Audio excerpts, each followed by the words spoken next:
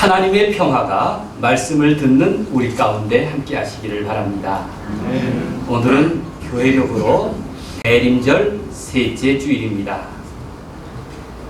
기다림초는 오늘은 목자들의 초입니다.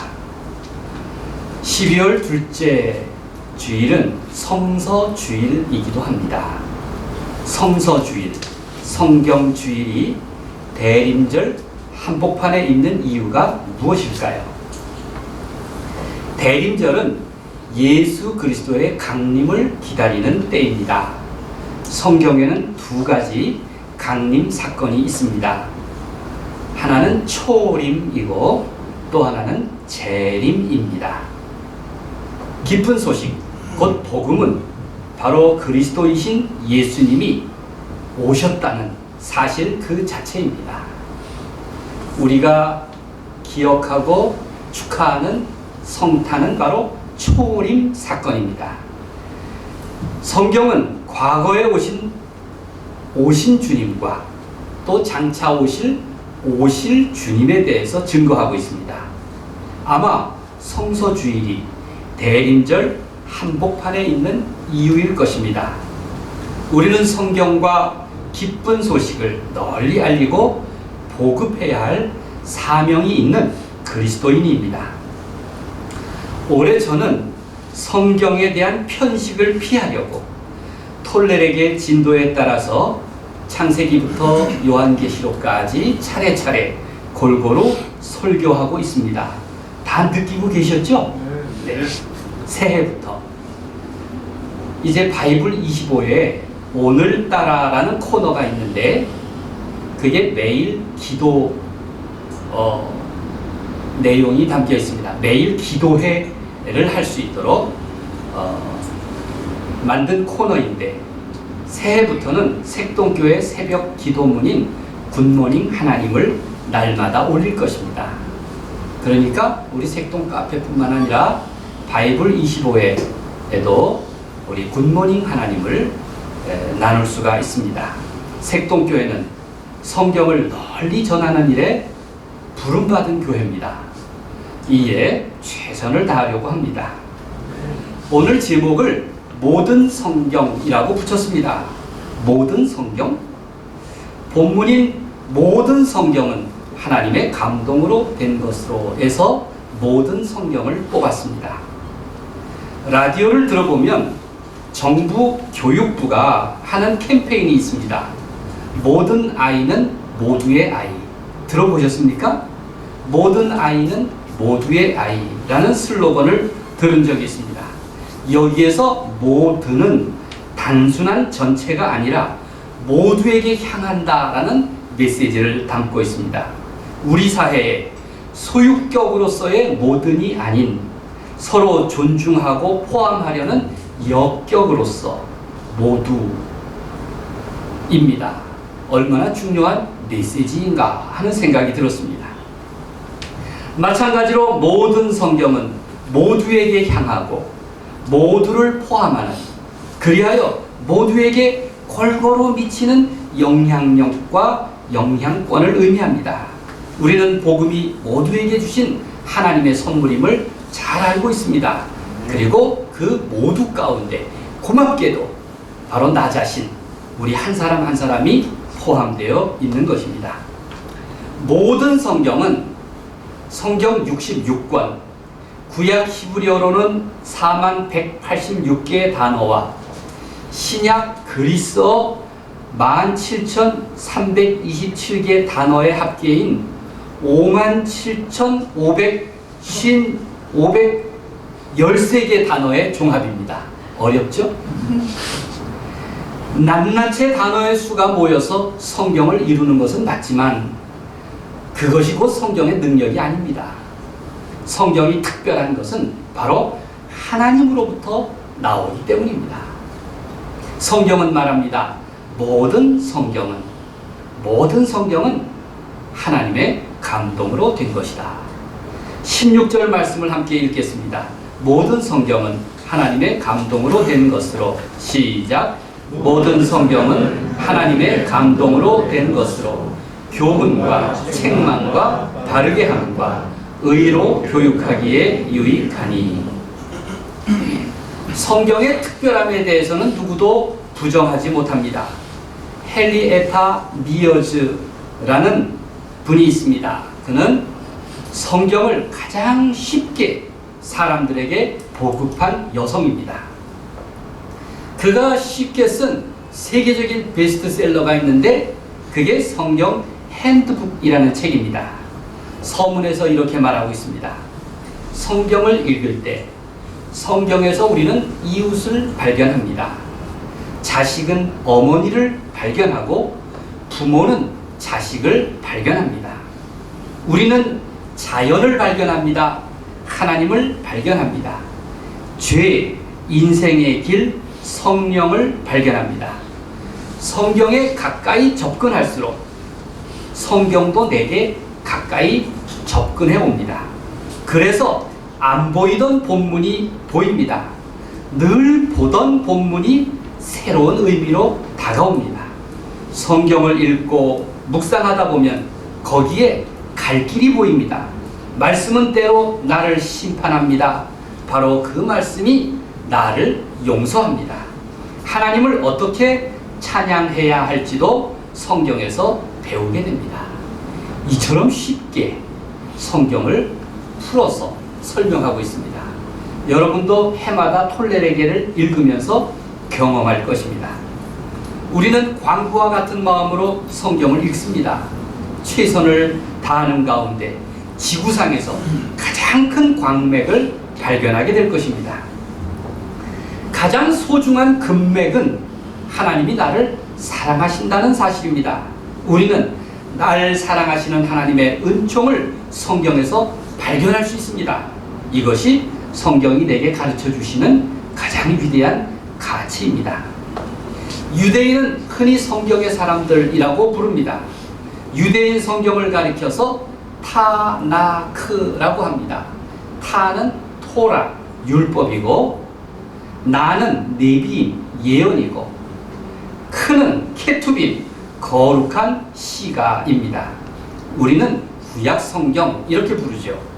유대인에게 성경을 듣고 배우는 일은 늘 일상적인 일입니다. 유대인 랍비는 이렇게 말합니다. 기도드릴 때는 짧게 하고 말씀을 배울 때는 길게 시간을 잡아라. 왜 그렇습니까? 하나님께 기도드릴 때는 인간이 하나님께 말씀드리는 겁니다. 기도드릴 때는 바른 정신과 바른 기분으로 짧은 시간에 집중하라는 것입니다.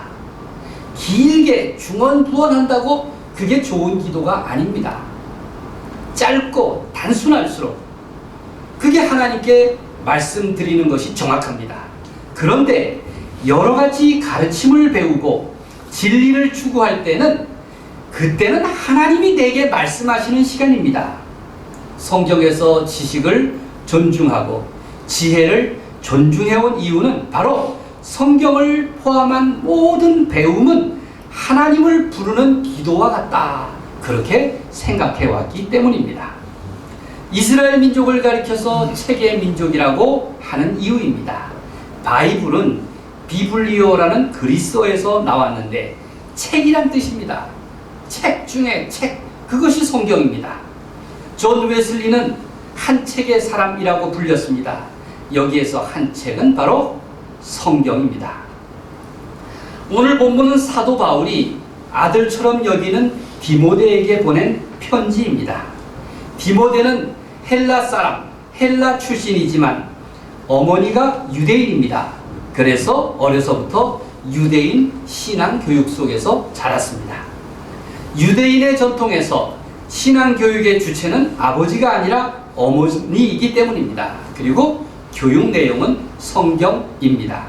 14절을 함께 읽겠습니다. 그러나 너는 배우고 확신한 일에 거하라. 시작. 그러나 너는 배우고 확신한 일에 거하라. 너는 네가 누구에게서 배운 것을 알며. 믿음의 출발점이 무엇입니까? 믿음의 출발점은 내가 배운 대로, 내가 확신한 대로 그 일에 머무는 것입니다. 그게 믿음입니다. 그렇게 살아야 하는 것이 믿음 생활입니다. 그리스도인이라면 누구나 남다른 모범을 기대하게 마련입니다. 그 모범의 출처가 무엇입니까? 헌법입니까? 아닙니다. 그 모범의 출처는 성경입니다. 본문은 이러한 성경을 삶의 원칙으로 삼으라고 당부하고 있습니다. 너는 배우고 확신한 일에 거하라. 거하라는 그렇게 살라라는 의미입니다. 신앙의 원칙 ABC를 성경에서 찾으라는 것입니다. 신앙 교육이든 경제학이든 모든 교육은 가장 기본적인 원칙을 가르칩니다. 원칙을 가르치는 것이 교육의 바탕입니다. 그것은 단순한 지식 주입이 아니라 신념을 강화시키는 일이기 때문입니다. 종교에서 신앙이나 상거래에서 신뢰의 문제는 원칙 중의 원칙 아닙니까? 그런 까닭에 그리스도인으로서 말씀대로 살아가는 일의 원칙은 대단히 중요한 일입니다. 존 웨슬리는 우리 자신을 변화시키고 사회를 개혁하는 무기는 총칼이 아니라 하나님의 말씀을 통해서라고 주장합니다. 사도 바울의 원칙을 보십시오. 15절을 함께 읽겠습니다. 또 어려서부터 성경을 알았나니. 시작. 또 어려서부터 성경을 알았나니. 성경은 능히 너로 하여금 그리스도 예수 안에 있는 믿음으로 말미암아 구원에 이르는 지혜가 있게 하느니라. 성경에서 사람들에게 가장 큰 공감을 주는 것이 무엇입니까? 그것은 예수 그리스도. 예수 그리스도의 한결같은 말씀과 또 삶과 행동입니다. 그것을 한마디로 사랑의 율법이다 혹은 사랑의 원칙이다 라고 부릅니다. 사람들은 자기 삶에 확신하는 그러한 신념과 소신이 부족할 때 그때그때마다 다른 말을 하고 다른 태도를 보이고 다른 행동을 합니다. 왜? 믿음이 부족하기 때문입니다. 만약 배운 사람들이 최소한 배운 대로 살지 못한다면 그 사회는 위기가 닥쳐오게 마련입니다. 만약 그리스도인이 최소한 신앙인으로서 모범이 되지 못한다면 위기가 찾아오는 겁니다.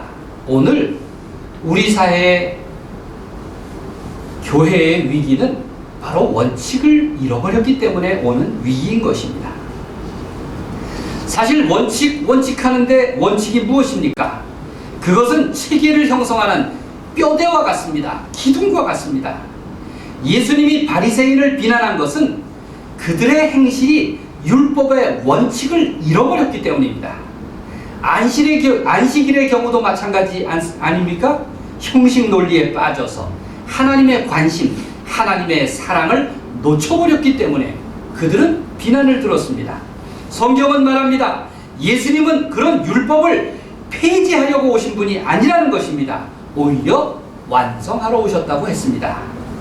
원칙을 회복함으로써 사랑의 율법을 이루고자 하셨던 것입니다. 복음은 이러한 예수님을 배우고 믿고 따르게 하는 것입니다. 성경을 배우는 목적이 무엇입니까? 17절에 잘 나타나 있습니다. 함께 읽겠습니다. 이는 하나님의 사람으로 시작. 이는 하나님의 사람으로 온전하게 하며 모든 선한 일을 행할 능력을 갖추게 하려 함이라. 온전하게 하고 선한 일을 행할 능력을 갖추게 하려 함이라. 그게 우리가 성경을 배우는 목적이고 말씀을 듣는 이유입니다. 우리를 개신교인이라고 합니다. 개신교인. 개신교회의 정신이 무엇입니까? 신앙의 원칙으로 돌아간다는 것입니다. 원칙으로 돌아간다. 종교개혁은 바로 신앙의 원칙으로 돌아가는 것을 의미합니다. 본질적인 믿음보다는 형식적인 행위가 신앙의 표준이 되고 하나님의 은총보다는 인간의 노력이 중요하게 된 그 당시 잘못된 신앙의 모습을 바로 고치려는 데서부터 출발했습니다. 그래서 형식적 행위가 아닌 본질적 믿음으로 돌아가자. 오직 믿음, 오직 은총, 오직 성경. 그것이 종교 개혁자들의 원칙이었습니다. 사람들은 성경을 읽지만 그 말씀을 자기 생각 속에, 교회의 판단 속에 가두어 버립니다. 자신의 믿음의 성장에 관심을 갖고 교회의 부흥에는 도움을 얻고자 하지만 정작 인간의 삶과 세상의 질서를 바꾸고 고치려는 하나님의 말씀에는 대수롭지 않게 생각합니다. 하나님의 말씀을 교회 안에 가두어 두었습니다. 하나님의 말씀은 오히려 세상을 새롭게 하고 변화시키고 구원시키기 위한 것인데 사람들은 자기 생각 속에 교회 안에 가두어 버렸습니다. 그게 교회의 위기인 것입니다. 우리는 성경을 통해서 아주 중요한 신앙의 원칙을 들을 수 있습니다.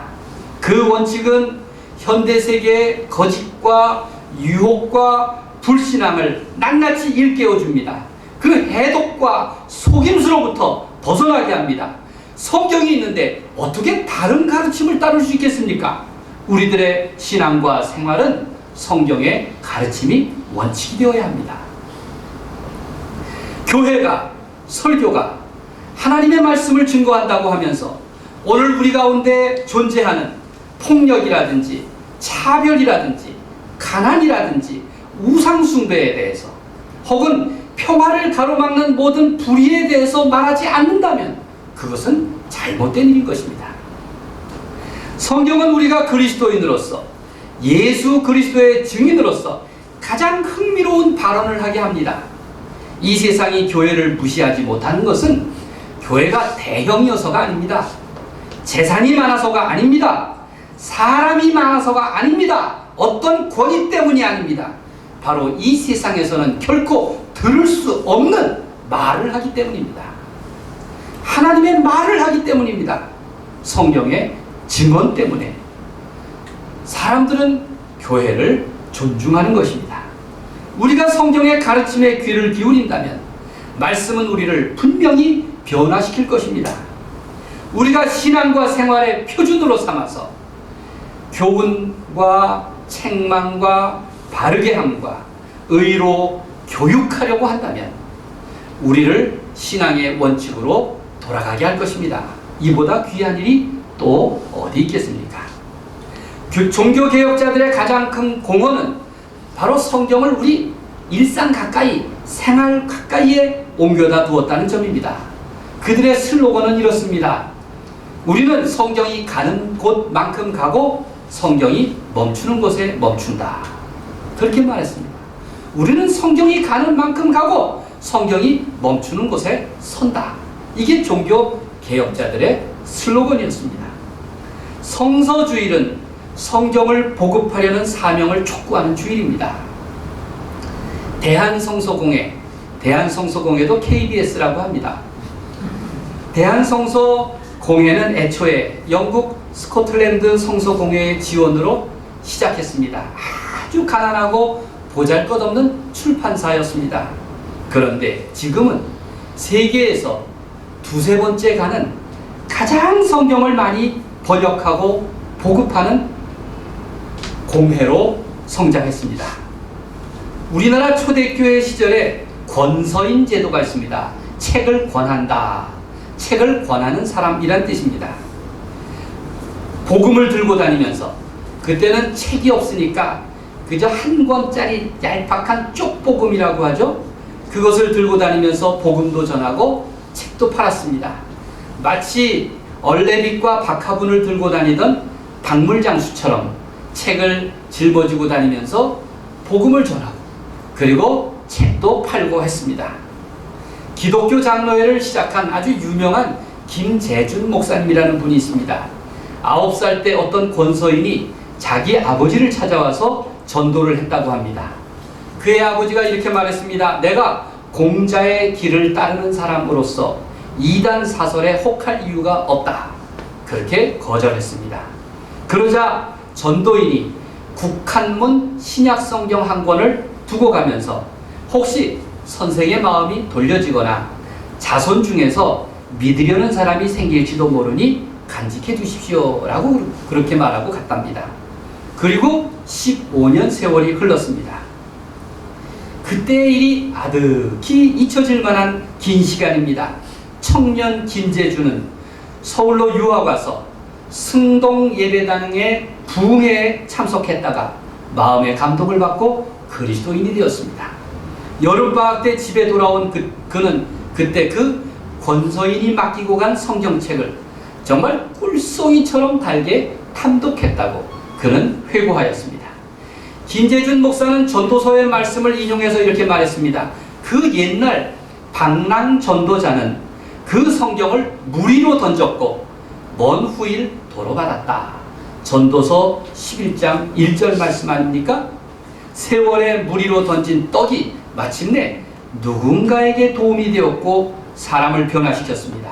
하나님의 말씀은 하나도 헛되이 낭비되는 법이 없는 법입니다. 제 친구 중에 박창수 목사라고 있습니다. 여러분, 우리 작은 교회 박람회 때 방문했다가 우리 교인들이 그 박 목사님이라는 분을 만난 적이 있습니다. 인천에 있는 선한목자교회 담임입니다. 저희 교회보다도 아주 조그만한 교회예요. 우리 교회는 그 교회에 비하면 대형 교회입니다. 그런데 그분이 우리 교회보다 훨씬 큰 일을 하고 있습니다. 저는 그를 현대판 권서인이라고 부릅니다.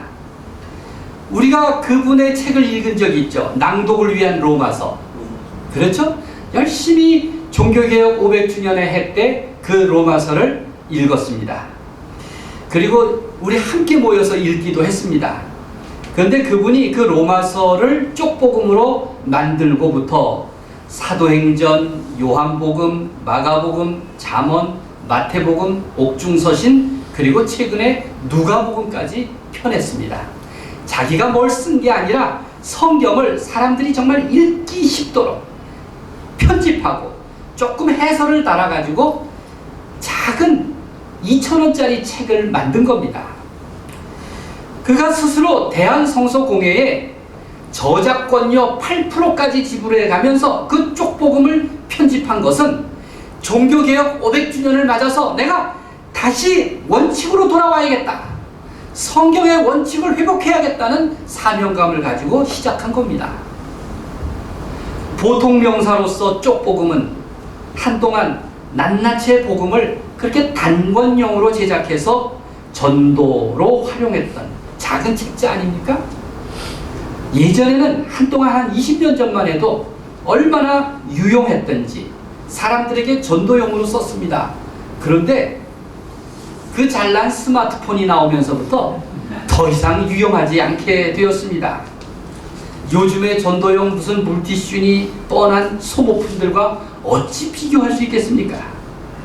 그때는 성경 자체가 귀한 시절이어서 소책자도 소중히 여김을 받았지만 이젠 성경이 흔하디 흔해져서 더 이상 효용성을 평가받지 못합니다. 그런데도 그는 빈틈이 있다고 여겨서 자비량으로 쪽복음을 만들어서 보급합니다. 저는 그를 21세기 권서인이라 그렇게 부릅니다. 성경을 사랑하고 그 말씀에 따라 살려는 사람은 누구나 권서인입니다. 우리 세상에는 훨씬 많은 권서인이 필요합니다. 우리 시대의 교회를 개혁하려고 한다면 바로 말씀을 회복하는 일에서부터 쟁기질을 시작해야 합니다. 저는 우리 색동교회가 이 도시 안에서 말씀의 영성을 지닌 열린 교회, 깊은 교회가 되기를 바랍니다. 비록 수도원은 없습니다만 사이버 수도원을 만들면 좋겠습니다. 십자가로 꾸미고 말씀으로 꾸미고 그런 사이버 수도원을 만들고, 교육과는 없지만 무엇보다도 말씀을 공부하는 강좌들을 열었으면 좋겠습니다. 1년에 한 번쯤은 말씀 잔치를 열어서 어린이부터 어른들까지 같은 주제를 가지고 말씀의 풍성함을 배우는 그런 교회가 되기를 소망합니다. 안양 YMCA가 그물짜기 강좌도 좀 개설하고, 그래서 제가 봉사를 할 수 있으면 얼마나 좋겠습니까? 더 중요한 것은 말씀대로 사는 교회입니다. 예수님의 마음을 담고 정의롭고 평화를 사랑하고 이웃을 돕고 사회의 개선과 변화를 위해 힘쓰는 그런 성경의 원칙, 사랑의 율법대로 사는 그런 교회, 그것이 오늘 우리 사회에 꼭 필요한 교회인 것입니다. 무엇보다 복음의 원칙을 회복해야 합니다. 모든 성경이 모두의 성경이 되게 해야 합니다. 나도 그 속에 포함되고 사랑하는 이들을 포함시키고 소외된 이들도 참여시켜야 합니다. 그리하여 세상의 모든 아이가 모두의 아이가 되도록 바꾸어가는 일이 필요한 것입니다. 하나님이 이를 위해서 우리와 함께 하시고 거룩한 성탄을 허락하셨습니다. 그런 믿음으로 풍성한 믿음과 풍성한 생명을 얻는 우리 모두가 되기를 주님의 이름으로 축원드립니다. 아멘. 기도하겠습니다.